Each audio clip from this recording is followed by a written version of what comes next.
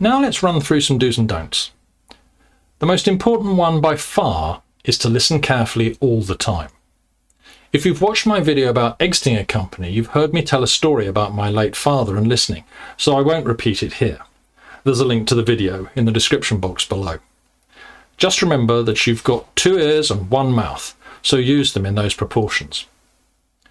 Always ask open rather than closed questions. Closed questions only need an answer of yes or no, which is rarely helpful. An open question gets you the answer that you need, which is more important than getting an answer that you want, because it forces the seller to provide an explanation as part of their response. It's important to allow enough time. However long you think this deal might take, as I said earlier, double it. M&A deals normally take around 6 to 12 months to complete, and during that time there are going to be literally thousands of emails and phone calls, and probably 50 to 100 meetings, which adds up to an awful lot of time. The bulk of this will be taken up during due diligence, a process designed to throw up questions that require answers, which lead to more questions and answers and so on, keeping you in this email, phone calls, meetings loop for quite some time. Then once you've acquired the company, you need to do the post-deal integration, which is something that nearly always gets left until the very end, assuming that is that it's even thought about at all. But to make the deal work, you really must plan and implement this. And again, that takes time. I'll return to this in more detail later. So what questions should you be asking? Well, that depends entirely on what you need to find out about your target. But whatever the questions are, never ever start them with the word why. The word why is confrontational. Think back to your childhood. If you're anything like me, whenever my parents began a question with the word why, as in, why did you break this? Or why did you do that? I always went defensive because it implied that I'd done something wrong. Starting a question with why brings back those memories, that negative programming, so please don't use it. Okay, so how do you get the answers that you need if you can't ask why? By reframing your question, which is hard in the beginning but definitely becomes easier with practice. So let's use an example. Your target has lost 3 big clients in the last quarter. The easy question is, why did you lose them? The answer is it's like to be a defensive dunno, which is really not helpful.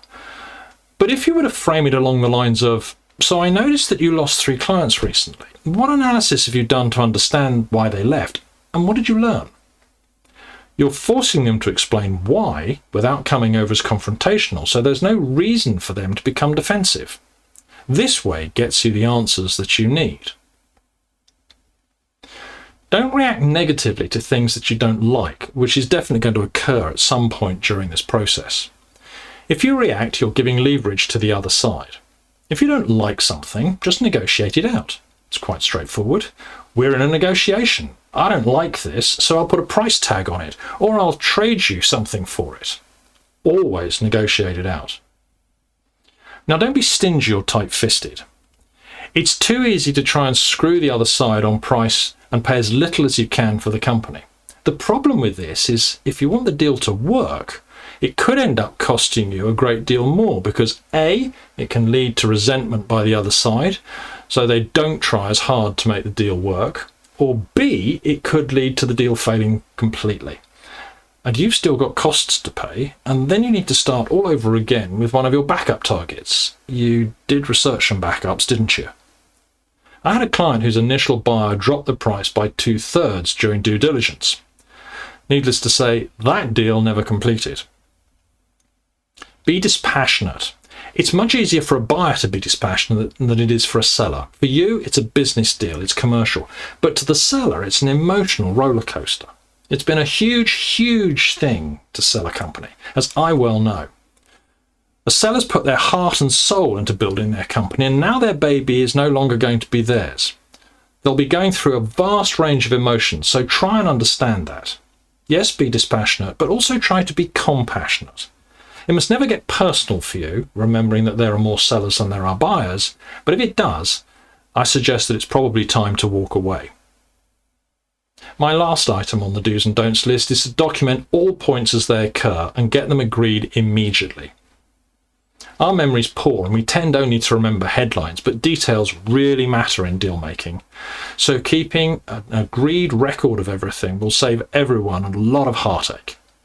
If you've got professionals helping you, they'll probably do this as a matter of course. The final thing to mention on this slide is the multiple. It's a term used a lot in M&A transactions, and it's basically the number of years it would take at the current level of profit, however that's defined, to recoup the price that you've paid for the business, assuming that the current level of profit remains unchanged.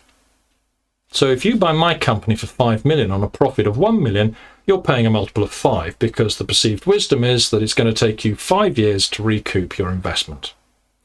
The thing to note about this is that it's historic. We only know what the multiple is after the deal completes.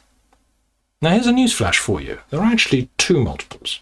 This one that everybody talks about is actually the seller's multiple because it's a function of the deal price and the seller's company profit. But there's also a buyer's multiple, and it's very different to the seller's. In fact, in my experience, the buyer's multiple is 2/5 that of the seller's. So using this example, where the seller's multiple is 5, your buyer's multiple should be 2. If you can't see how you can recoup your investment within 2 years, you might not have got the right deal, as you're overpaying, and you might be better off finding another company to buy. I'm looping back again to the price versus value discussion, and why I said it's important that you don't overpay. The whole idea of buying a company is to increase the value of your existing one. If this isn't going to happen, run away from the deal. And on that somber note, let's have a bit of fun. So how many planks did you just see a moment ago? 3 or 4? Both answers are correct. What you see depends on your perspective. So what's this got to do with deal making?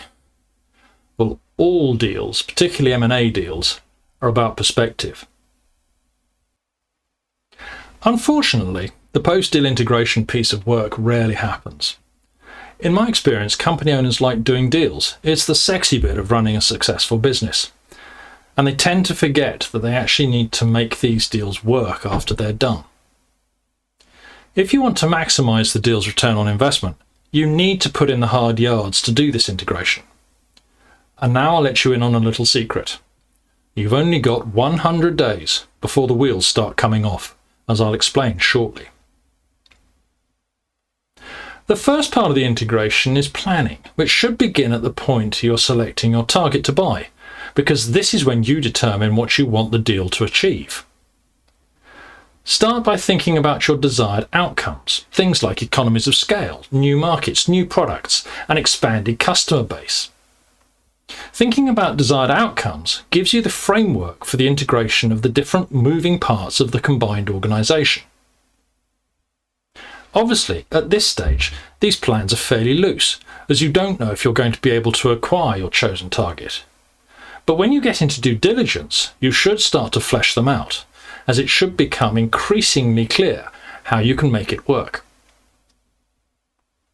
I like to think of this as a jigsaw puzzle. The first stage, i.e. pre-deal, is like looking at the picture on the box so that you know what you are going to build. As you get further through the M&A process, you're turning over all the pieces and then starting to fit them all together. Completing the final part of your integration plan is like placing the final piece into the jigsaw to complete the picture. What this means is that if you keep post-deal integration in mind throughout the M&A process, by the time the deal completes, you should have a comprehensive plan that's almost ready to implement. Remember the 5 P's. Prior planning prevents poor performance.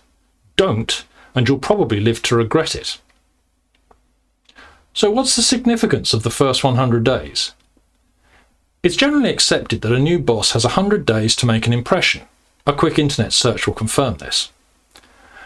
That doesn't mean they have to change stuff, just make an impression. From an M&A perspective, it's the amount of time needed for most people to decide if the deal is going to be a success. And who are these people? They're your staff, your clients, your suppliers, your competitors, and the marketplace that you're working in. If you start the post-integration planning after you've done the deal, not only are you eating into your 100 days, but it's already too late, as your staff will quickly get the feeling that you haven't thought this through. True. and that you don't know what you're doing. Hopefully not true. Bear in mind that you don't have to implement your plan within the first 100 days, but everyone needs to be aware of what's coming. It's your plan which makes an impression and determines people's response. So what should you be thinking about? When you bring two entities together, it's likely that you're going to want to merge some things. This is not an exhaustive list, but it should cover the key things to start you off. I break this down into three areas: systems, infrastructure, and culture. Systems include IT, accounts, back office, production, etc. I'm not talking about staff here, that comes later, just the systems and processes themselves. Ask anyone who's tried to do this and they'll tell you that merging two sets of systems can be a major challenge. Think how difficult it is to change accounting software and merge different sets of data, for example. But it needs to be done because two sets of systems are inefficient and impact profit. Infrastructure includes offices, factories, and plant and machinery, if that's relevant. Do you need to keep separate offices? Can you combine everyone that's required and everything that they need and do into one office? Or do you need to get a bigger office and dispose of the existing ones? Likewise for factories. Can you move plant and machinery from one factory to another easily? Or do you need to keep two factories, if only in the short term? Culture is the really tricky one because it's about people. Get this one wrong and it can derail everything. The culture of any organisation is set by its leader. That's you. How does the culture you've instilled in your existing company look and feel to the staff of the company you've just acquired? What's your culture when making redundancies, as you might need to do? When an M&A deal completes, both sets of staff are always concerned about their jobs. If you've got two accounting departments to merge, for example, do you select people on a first in, last out basis? Or do you ask them to reapply for their jobs? How you handle redundancies goes a long way to determining whether your first 100 days is a success or failure. Even those who are retained might not like your culture and choose to leave of their own accord. If they're key to the success of the deal, you have a real problem. Culture also has an impact on your acquired clients and suppliers.